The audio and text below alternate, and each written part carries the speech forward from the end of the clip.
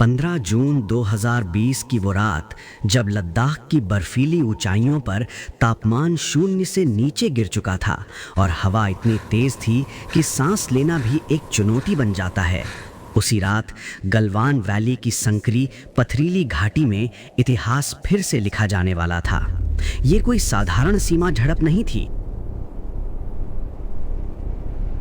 ये आधुनिक भारत के सैन्य इतिहास का वो अध्याय था जहां गोलियां नहीं चलीं, लेकिन संकल्प, साहस और नेतृत्व ने युद्ध का रूप ले लिया। उस अंधेरी रात में एक नाम सबसे आगे था, कर्नल बी संतोष बाबू। एक कमांडिंग ऑफिसर, एक पिता, एक पति और सबसे बढ़कर एक सैनिक।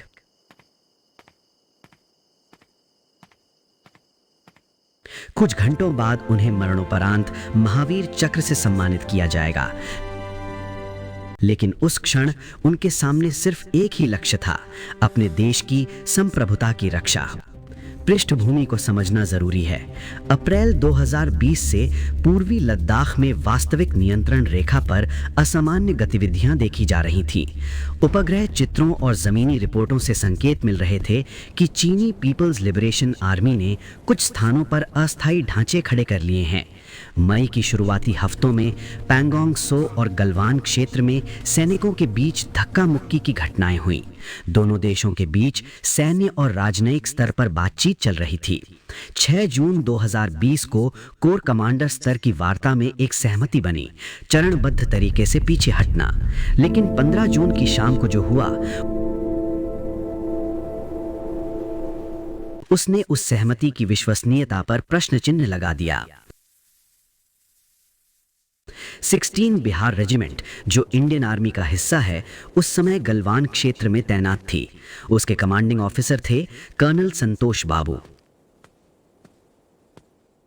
उन्हें सूचना मिली कि एक बिंदु पर, जहां से चीनी सैनिकों को हट जाना था, वहां अभी भी एक ढांचा मौजूद है। यह सिर्फ एक टेंट या पोस्ट नहीं था, ये उस समझौते का परीक्षण था जिस पर हाल ही में हस्ताक्षर हुए थे।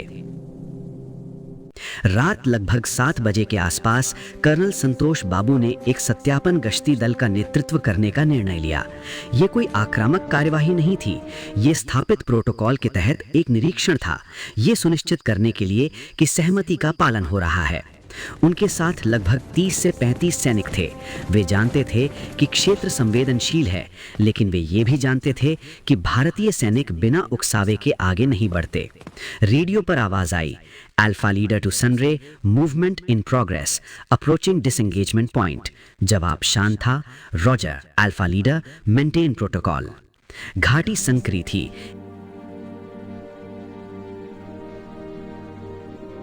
एक ओर खड़ी चट्टानें, दूसरी ओर उफनती श्योक नदी की धारा।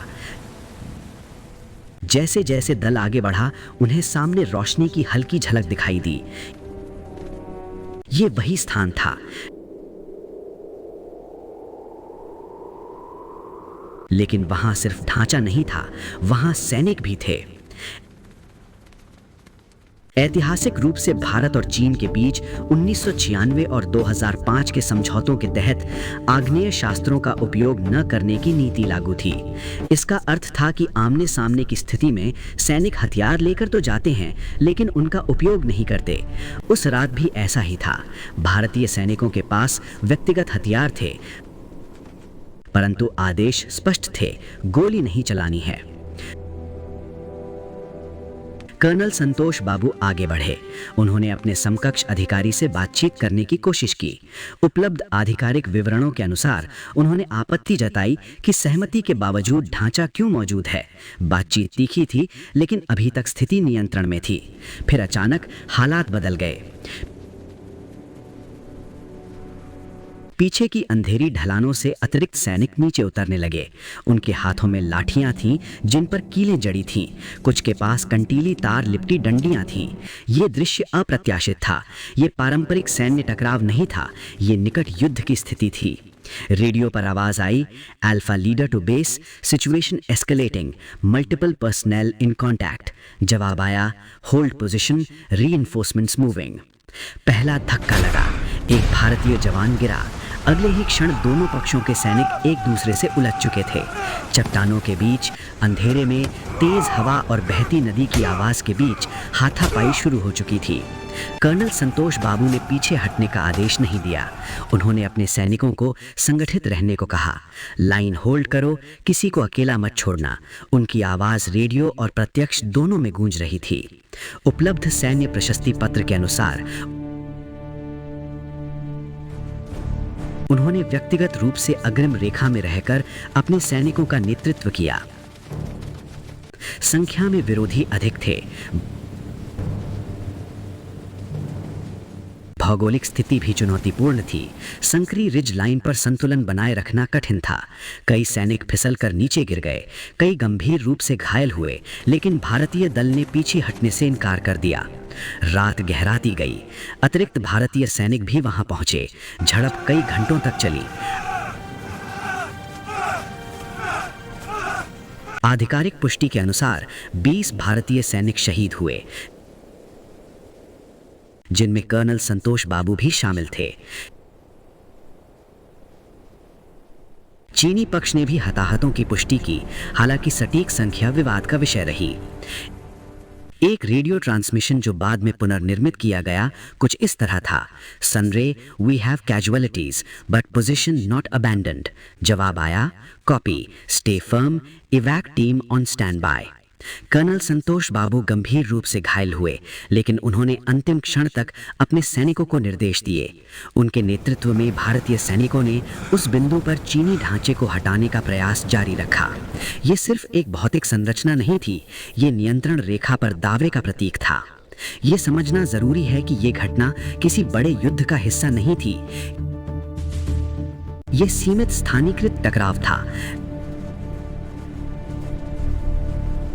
लेकिन इसके निहितार्थ व्यापक थे।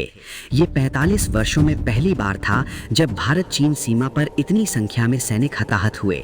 इसके बाद दोनों देशों के बीच सैन्य तैनाती अभूतपूर्व स्तर तक बढ़ गई। टैंक, तोपें, अतिरिक्त ब्रिगेड, सब कुछ उच्च हिमालयी मोर्चे पर पहुंचा दिया गया। लेकिन उस रात, उस संकरी घाटी में ये सब भविष्य था। वर्तमान में सिर्फ एक ही संघर्ष था: अपनी स्थिति बनाए रखना, अपने साथियों को बचाना और आदेश का पालन करना। कर्नल संतोष बाबू का सैन्य करियर अनुशासन और पेशेवर उत्कृष्टता का उदाहरण था। 2000 में कमीशन प्राप्त करने के बाद उन्होंने विभिन्न कठिन क्षेत्रों में सेवा की थी। गलवान में वे अपने सैनिकों के बीच लोकप्रिय और सम्मानित थे। एक कमांडिंग ऑफिसर के रूप में उनका दायित्व सिर्फ सामरिक नहीं, नैतिक भी था। जब वे उस रात आगे बढ़े तो वे जानते थे कि जोखिम है, लेकिन उन्होंने पीछे से आदेश देने के बजाय स्वयं अग्रिम रेखा में रहने का निर्णय लिया। घाटी में जब पहली रोशनी फूटी, तब तक संघर्ष समाप्त हो चुका था। घायल सैनिकों को निकाला जा रहा था। चट्टानों पर खून के निशान थे। नदी की धारा बह रही थी जैसे कुछ हुआ ही ना हो। लेकिन इतिहास बदल चुका था। भारत सरकार ने बाद में आधिकारिक बयान जारी किए। शहीदों के नाम सार्वजनिक किए गए। देश भर में शोक और सम्मान की लहर दौड़ी। कर्नल संतोष बाबू को मरणोपरांत महावीर चक्र से सम्मानित किया गया, भारत का दूसरा सर्वोच्च युद्धकालीन वीरता पुरस्कार। उनके प्रशस्ति पत्र में स्पष्ट उल्लेख था कि उन्होंने असाधारण साहस और नेतृत्व का प्रदर्शन किया और व्यक्तिगत सुरक्षा की परवाह किए बिना अपने कर्तव्य का पालन किया। लेकिन सवाल अभी भी बाकी हैं। क्या उस रात की स्थिति पूरी तरह टाली जा सकती थी? क्या लोकल स्तर पर हुई बातचीत पर्याप्त थी? क्या उस संकरी घाटी में जो हुआ वो एक बड़े सामरिक खेल का हिस्सा था? इन प्रश्नों के उत्तर सरल नहीं हैं। सीमा पर तैनात सैनिक अक्सर राजनयिक और कूटनीतिक निर्णयों के बीच की पहली पंक्ति होते हैं। वे आदेश का पालन करते हैं, परिस्थितियों का सामना करते हैं और कभी-कभी इतिहास का भार अपने कंधों पर उठा लेते हैं। गलवान की घटना के बाद दोनों देशों के बीच कई दौर की सैन्य वार्ताएं हुईं। कुछ स्थानों पर चरणबद्ध पीछे हटना हुआ, लेकिन विश्वास की दरार स्पष्ट थी। उच्च हिमालय में तैनाती आज भी जारी है। ये सिर्फ भूगोल का विवाद नहीं है, ये विश्वास, संप्रभुता और संतुलन का प्रश्न है। कर्नल संतोष बाबू की कहानी इसीलिए महत्वपूर्ण है क्योंकि ये किसी काल्पनिक वीरता की गाथा नहीं है।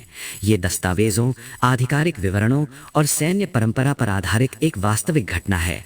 इसमें अतिशयोक्ति की आवश्यकता नहीं। एक कमांडिंग ऑफिसर जिसने अपने सैनिकों के साथ खड़े होकर स्थापित प्रोटोकॉल के भीतर रहते हुए अपनी जिम्मेदारी निभाई, यही पर्याप्त है। उस रात कोई विजय घोषणा नहीं हुई, कोई परेड नहीं हुई, सिर्फ रेडियो पर अंतिम संदेश, घायल सैनिकों की कराह और पहाड़ों की खामोशी थी। जब हम गलवान को याद करते हैं तो हमें सिर्फ टकराव नहीं देखना चाहिए, हमें नेतृत्व, अनुशासन और कर्तव्य की उस भावना को समझना चाहिए जो एक सैनिक को आगे बढ़ने के लिए प्रेरित करती है, तब भी जब परिणाम अनिश्चित हों। कर्नल संतोष बाबू अब इतिहास का हिस्सा हैं, लेकिन गलवान की ठंडी हवा आज भी उन चट्टानों से टकराती है जहां उन्होंने अंतिम बार अपने सैनिकों को संगठित किया था। सीमा पर खड़े सैनिक जानते हैं कि हर कदम मापा हुआ होता है, हर आदेश का वजन होता है और हर रात इतिहास बन सकती है। और शायद यही गलवान की सबसे बड़ी सच्चाई है। कभी कभी युद्ध गोलियों से नहीं बल्कि इरादों से लड़े जाते हैं और उन इरादों की कीमत कोई नाम बनकर इतिहास में दर्ज हो जाती है।